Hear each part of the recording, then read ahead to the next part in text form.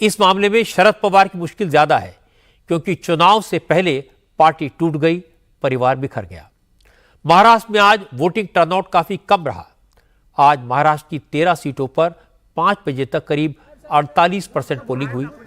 आज 13 सीटों पर पोलिंग खत्म होने के बाद महाराष्ट्र की सभी 48 सीटों पर वोटिंग हो चुकी है। मुंबई की सभी 6 सीटों पर आज वोट डाले गए, लेकिन निराश करने वाली बात रही कि इस बार भी मुंबई में वोटिंग परसेंटेज 50% से कम रहा। यानी मुंबई में आधे से भी कम वोटर्स अपना वोटिंग राइट का इस्तेमाल करने के लिए बाहर निकले। मुंबई में लोगों को वोटिंग के लिए प्रेरित करने के लिए कई फिल्मी सितारे भी मैदान में उतरे। सलमान खान, आमिर खान, अमिताभ बच्चन, सुनील शेट्टी जैसे तमाम स्टार परिवार समेत वोट डालने पहुंचे।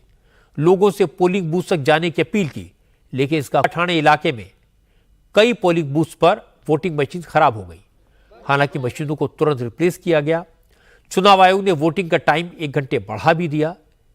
इसके बावजूद महाविकास आघाड़ी के नेताओं ने चुनाव आयोग पर जानबूझकर वोटिंग परसेंट कम करने की कोशिश का इल्जाम लगाया। उद्धव ठाकरे ने कहा, जिन इलाकों में महाविकास आघाड़ी के वोटर हैं वहीं ईवीएम खराब हुई। इसका मतलब साफ है, बीजेपी के इशारे पर साजिश हुई। उद्धव ठाकरे ने कहा वो इस मामले को कोर्ट में ले जाएंगे, क्योंकि अब उन्हें इलेक्शन कमीशन पर भरोसा नहीं रहा। चाहे सुबह के 5 भी बज जाए, लेकिन आज जब तक समय दिया हुआ है उसके पहले आप मतदान केंद्र में जाइए। अगर सुबह कुछ भी असुविधा के कारण आप घर लौटे हो तो वापस जाइए, और कल सुबह 5 भी बज जाए, 6 भी बज जाए, कोई भी वहां से हिलेगा नहीं। आपको वोट करने का अधिकार है, और आप वोट देने के बिना वो जो केंद्र है वो बंद नहीं हो सकता। और सारे लोगों को मैं ये कहता हूं कि जहां जहां ये असुविधा है, जहां पर ये जानबूझकर देर लगाई जा रही है, वहां का उस केंद्र का नाम और वहां अंदर जो इलेक्शन कमीशन के लोग बैठे हुए हैं उनका नाम हमें अगर बता दे तो हम अदालत में भी जाएंगे, और साथ ही साथ कल प्रेस में वो लिस्ट हम जाहिर करेंगे। उत्तर जी, आपको इस पूरे मामले में कहीं राजनीतिक साजिश दिखाई देती है? हाँ, दिखाई तो दे ही रही ना, खुलेआम दिखाई दे रही है कि ऐसे सिलेक्टेड बस्तियां क्यों। जैसे आपने अभी कहा कि वहां तो जोरदार वोटिंग चल रहा है, तो वोटर्स तो उतरे हुए हैं, फिर आप मैसेज क्यों भेज रहे हैं 1 बार, 2 बार, 3 बार, 5 बार? उद्धव ठाकरे जब कोर्ट जाने की धमकी दे रहे थे, इलेक्शन कमीशन पर महाविकास आघाड़ी के खिलाफ साजिश का इल्जाम लगा रहे थे, तभी शरद पवार दावा कर रहे थे कि इस बार महाराष्ट्र के नतीजे चौंकाने वाले होंगे। शरद पवार ने कहा कि महाराष्ट्र में इस बार कम से कम 50% सीटें महाविकास आघाड़ी जीतेगा।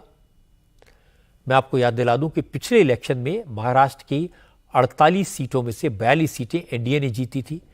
आज जिन 13 सीटों पर वोटिंग हुई वो सारी की सारी सीटें पिछली बार एनडीए ने जीती थी। लेकिन शरद पवार को भरोसा है कि इस बार कम से कम 24 सीटें महाविकास आघाड़ी जीतेगा। पवार ने कहा कि चुनाव प्रचार में जितनी मेहनत प्रधानमंत्री मोदी करते हैं उसे नजरअंदाज नहीं किया जा सकता, लेकिन उन्हें यकीन है कि अब मोदी का करिश्मा काम नहीं कर रहा और मोदी को पहले जैसा समर्थन नहीं मिल रहा। इस चुनाव में हम 40 से 50% तक जाएं तो भी मुझे आश्चर्य नहीं होगा। 5 साल से मोदी जी ने कुछ काम नहीं किया। ये सोचते हैं मोदी जी के नाम पर वोट मिल जाएगा, लेकिन अब ऐसा नहीं है।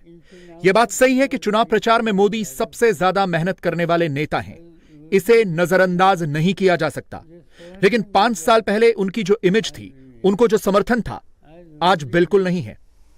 एक तरह से कैंपेन इलेक्शन की करने में सबसे ज्यादा मेहनत करने वाली।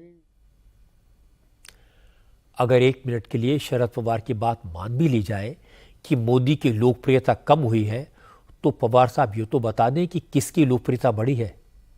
पवार साहब की, जिनका भतीजा साथ छोड़ गया, या राहुल गांधी की जो रायबरेली में लाज बचाने के लिए आज मारे मारे फिरते रहे, या लालू यादव की जिनका साथ नीतीश कुमार छोड़ गए, या ममता बनर्जी की जो इंडिया अलायंस से अलग हो गई, या केजरीवाल की जो इंटरिम बेल पर है।